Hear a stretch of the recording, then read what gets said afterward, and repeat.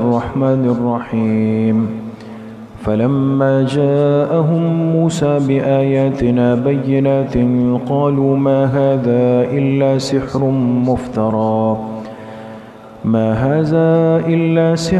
مفترى وما سمعنا بهذا في آبائنا الأولين وقال موسى ربي أعلم بمن جاء بالهدى من عنده وإني لأظنه من الكاذبين صدق اللہ العظیم۔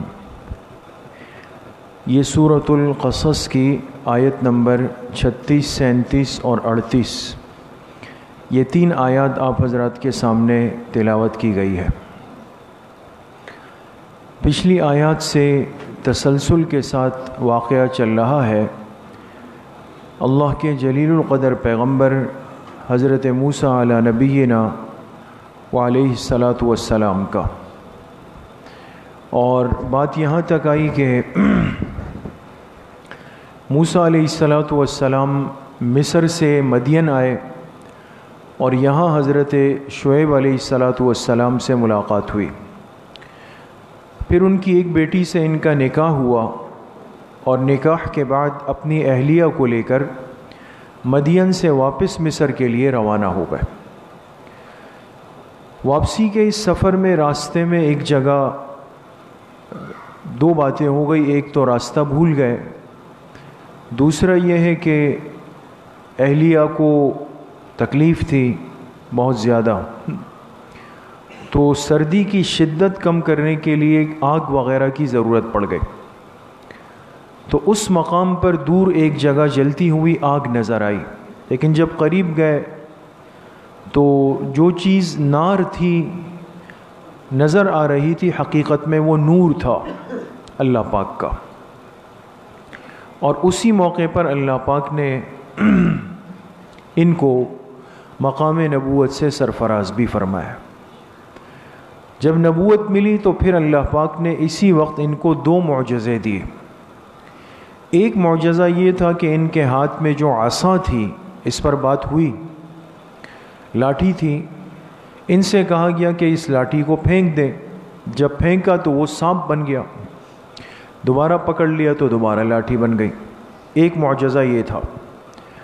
دوسرا ان سے کہا گیا کہ سیدھے ہاتھ کو الٹے بغل کے نیچے دبائیں۔ جب دبا کے نکالا تو وہ ہاتھ چمکدار تھا، روشن تھا۔ پھر کہا دوبارہ اس کو دبائیں، جب دوبارہ دبایا تو وہ روشنی ختم ہو گئی۔ یہ 2 معجزات اللہ پاک نے اس موقع پر دیے، اور پھر حکم ہوا کہ اب آپ مصر واپس جا کر فرعون سے ملیں اور ان کو میری طرف بلائیں، ان کو دعوت دیں۔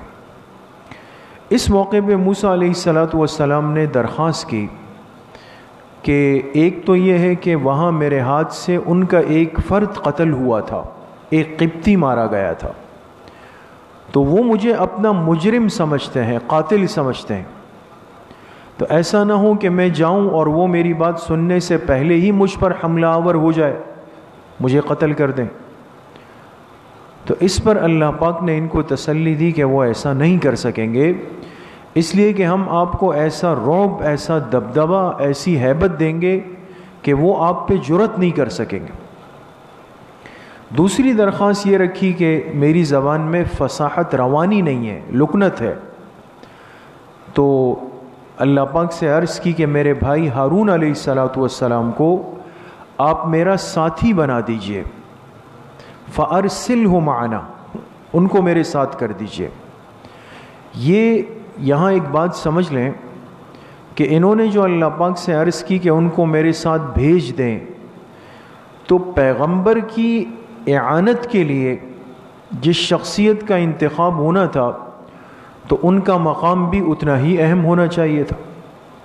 اسی لیے بعض مفسرین نے یہاں پر یہ ارسلہ کا جو لفظ ہے، اس سے یہ اخذ کیا کہ انہوں نے اپنے بھائی کا ہونا بھی مانگا کہ وہ بھی میرے ساتھ چلے جائیں، اور اللہ پاک سے اپنے بھائی کی نبوت کی بھی دعا کی کہ جس طرح آپ نے مجھے مالا مال کیا میرے بھائی کو بھی دے دیجیے۔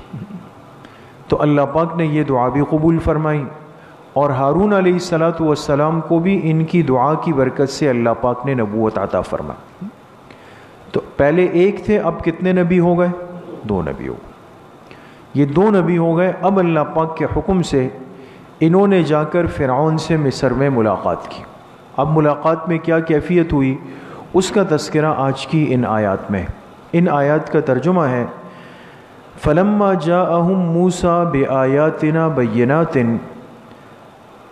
پھر جب موسیٰ علیہ السلام فرعون کے پاس پہنچے ہماری واضح نشانیاں لے کر، قالو تو وہ کہنے لگا ما ھذا الا سحر مفترا. پہلی بات تو یہ کی کہ یہ جو کچھ آپ نے دکھایا نا ابھی کہ لاٹھی سانپ بن گئی اور ہاتھ چمکدار ہو گیا، کہا یہ کون سی نئی بات ہے؟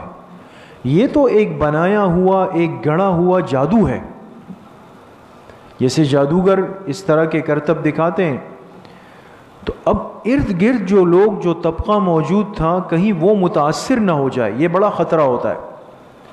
ہمیشہ آپ نے ایک چیز پہ غور کیا ہوگا، جو فتنوں اور باطل کی قیادت کرتے ہیں ان کو یہ بہت بڑا خطرہ ہوتا ہے کہ ہمارے حلقے پر اور ہم سے جڑے ہوئے لوگوں تک کہیں حق والے کی بات نہ پہنچ جائے.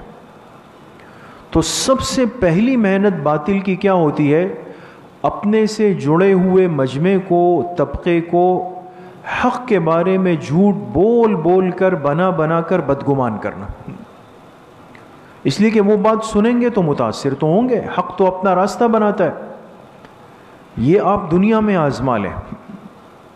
ہمیشہ باطل اپنے متعلقین کو حق کے بارے میں بدگمان کرتا ہے، الٹی سیدھی باتیں، کہانیاں، من گڑت قصے، ایسا ہے ایسا ہے ایسا، تاکہ یہ اس کا ذہن اس طرف نہیں جائے.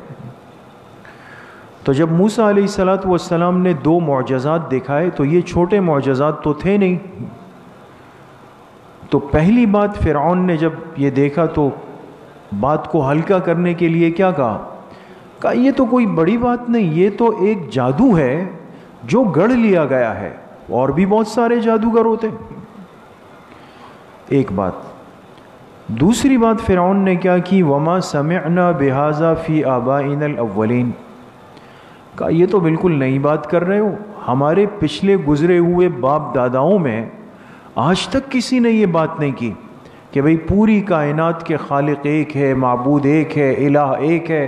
یہ تو آپ کوئی نئی بات لے کر آئے ہیں، ہم نے تو یہ بات اپنے باپ داداؤں سے بھی نہیں سنی. سمجھ؟ تو یہ دو اعتراضات فرعون نے کیے تاکہ ان کی بات میں وزن نہ آئے. وقال موسیٰ، تو موسیٰ علیہ السلام نے جواب میں کہا ربی اعلم بمن جاء بالہدی من عندہ ومن تکون له عاقبۃ الدار. فرمائے میرا رب خوب جانتا ہے کہ کون اس کی طرف سے اس کے حکم سے ہدایت لے کر آیا ہے. میرے رب کے علم میں ہے، میرا رب جانتا ہے. دیکھیں موسیٰ علیہ السلام کی بات پہ غور کریں. انہوں نے فرعون کو جو جواب دینے کی کوشش کی تو اس میں بھی ذکر کس کا کیا؟ اللہ تعالیٰ کا، کہ بار بار اللہ کی ربوبیت کا ذکر آئے تاکہ اس کا یہ دل کا، دماغ کا خمار ٹوٹ جائے. کہ میرا رب خوب جانتا ہے کہ کون اس کے حکم سے ہدایت لے کر کے تیرے پاس آیا ہے. ایک بات. ومن تکون له عاقبۃ الدار، اور میرا رب خوب جانتا ہے کہ کس کے لیے آخرت کا اچھا ٹھکانہ ہے. یہ بھی اللہ کو پتہ ہے. عاقبۃ الدار، دار سے مراد دار آخرت ہے، اور عاقبت کہتے ہیں انجام کو، ٹھکانے کو. آگے کہا انہ لا یفلح الظالمون، بے شک ظلم کرنے والے کامیاب نہیں ہو سکتے. کیوں؟ فرعون نے کہا تھا کہ آپ جو کچھ لائے ہیں یہ جادو ہے، اور جو کچھ لائے ہیں یہ تو ہمارے باپ داداؤں نے نہیں کہا، تو آپ اپنی طرف سے من گھڑت بنا رہے.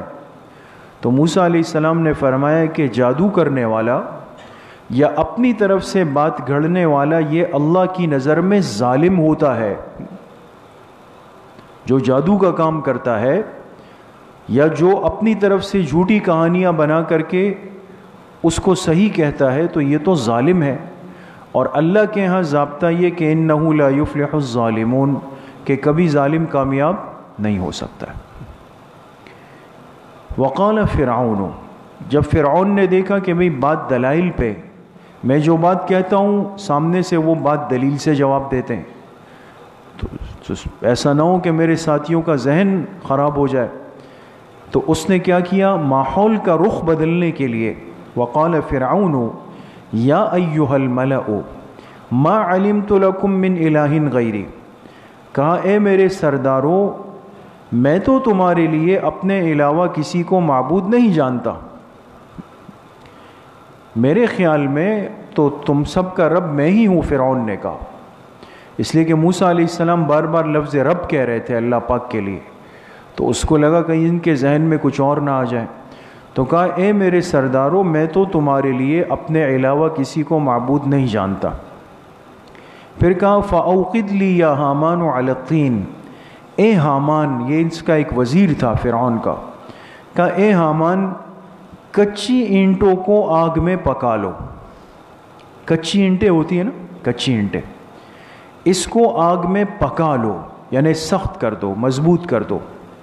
فَاجْعَلْ لِي صَرْحًا، پھر میرے لیے ایک بلند و بالا مینار یا محل بنا لو، کیوں، لعلی اطلع الی الہ موسیٰ، تاکہ میں جھانک کر موسیٰ علیہ السلام کے معبود کو دیکھ سکوں۔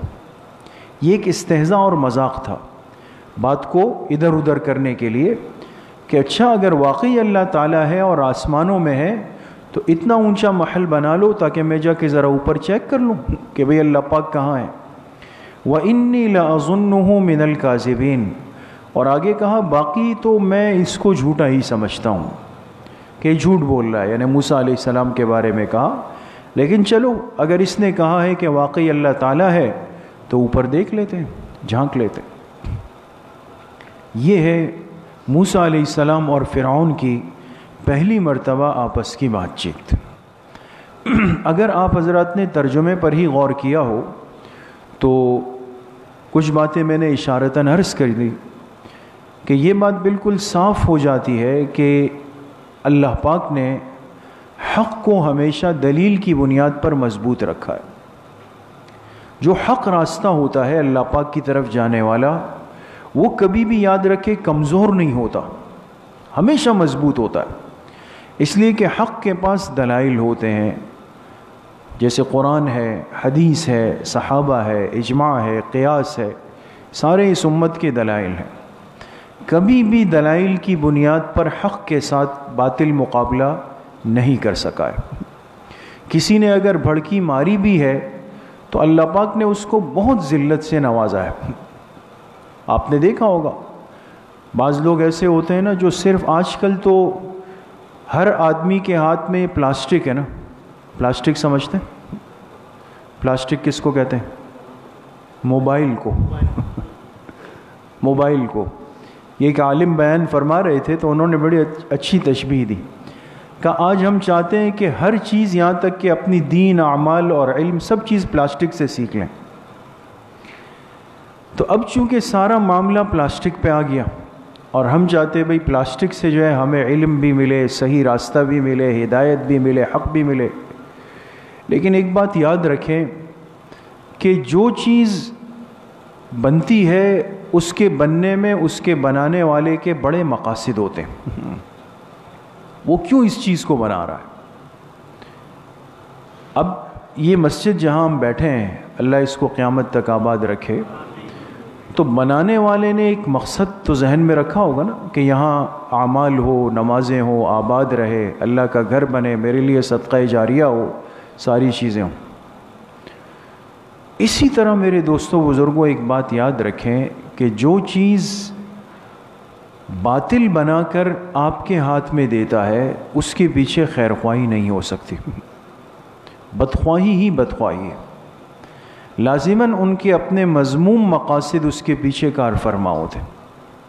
آپ بتائیں نا، یہ چیزیں جب تک نہیں تھی تو کیا اتنے گناہ، اتنی نافرمانیاں، اتنی ذہنی خرابیاں، اتنا انتشار، اتنی دین بیزاری اور دین دشمنی تھی؟ نہیں تھی۔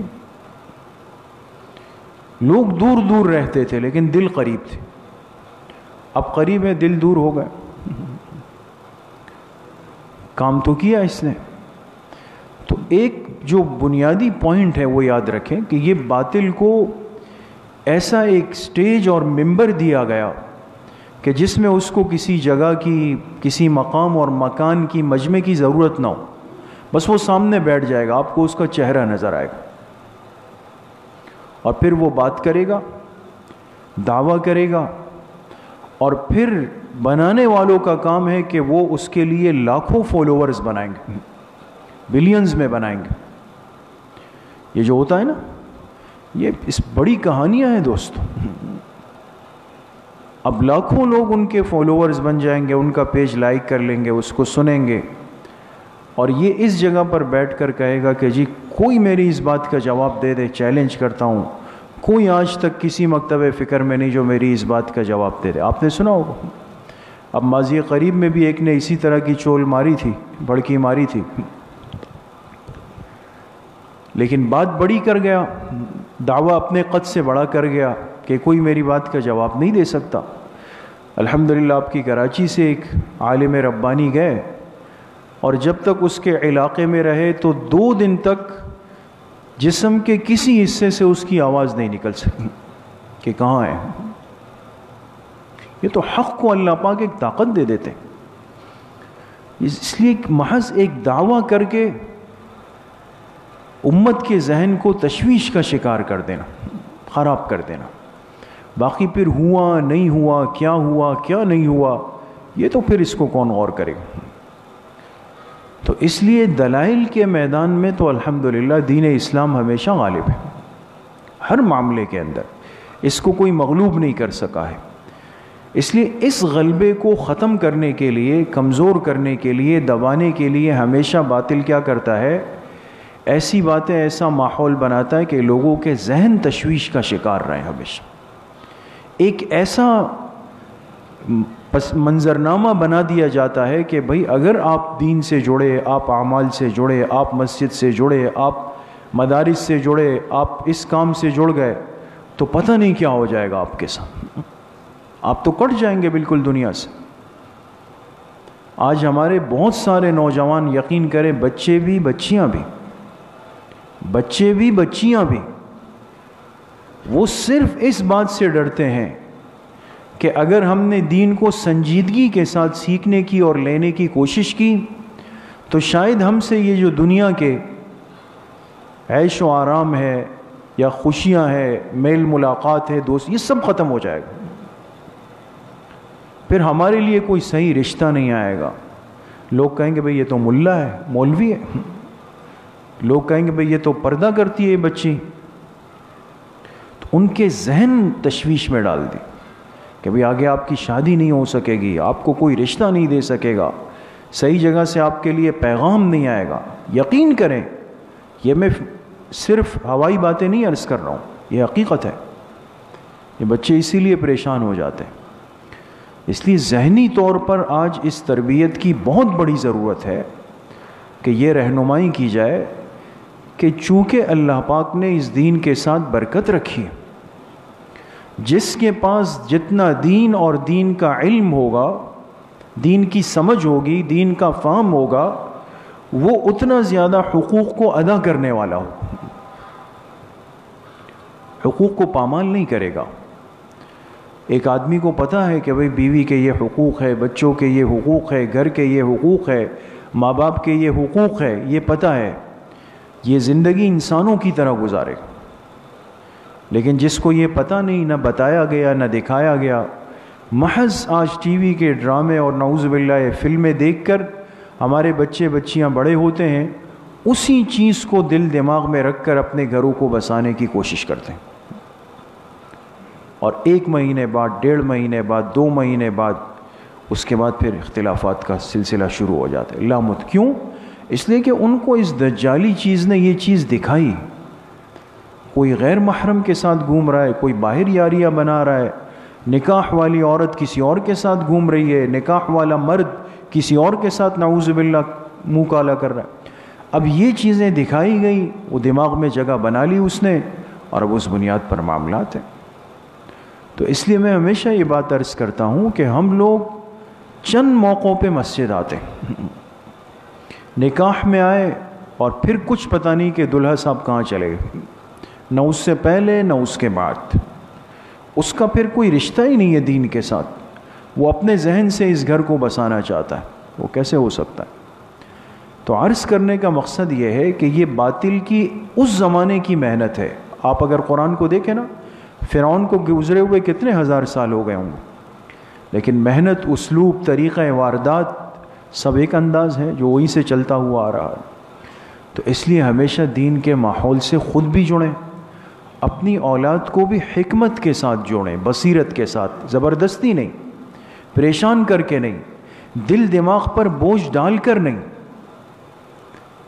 ایک اسلوب حکیم کے ساتھ، ترتیب کے ساتھ ان کو چلائیں.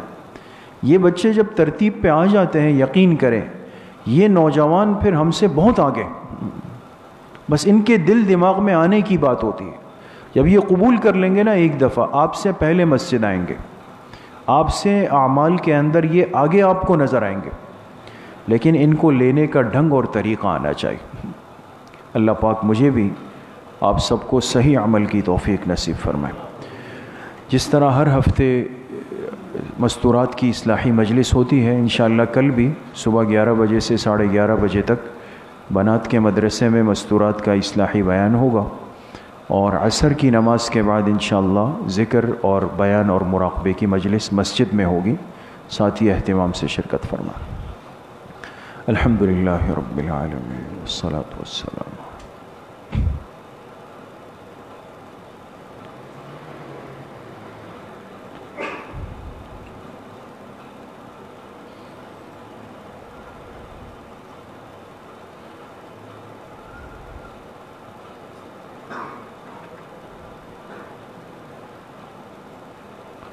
وصلی اللہ وسلم علی نبینا محمد وآلہ واصحابہ اجمعین برحمتہ.